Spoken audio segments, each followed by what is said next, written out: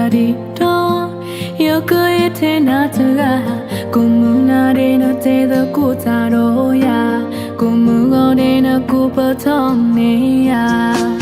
No te ala no tino ya no ma. But totally clean a good day ya. Pemuna no te la.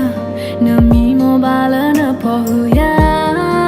No ni come we lo e no ma you gonna love e qua a guy at 30. Yes a good day you blue and a holy.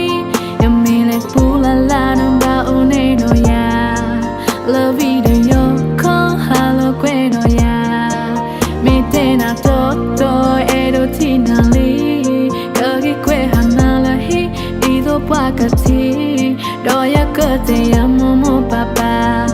Love na mi ata edo. Le ya e banana go.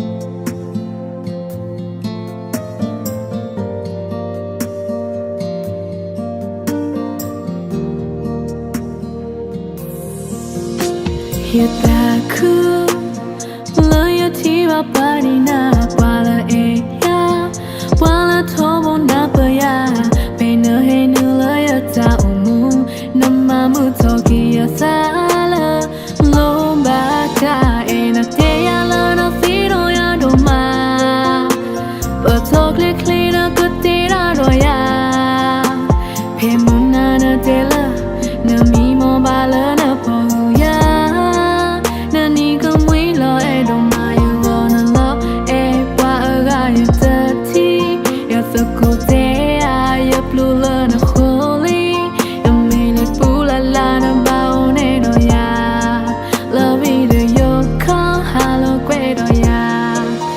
Tena toto edo tinali kagi kwe hanala hi ido pakati do ya kate ya momo papa.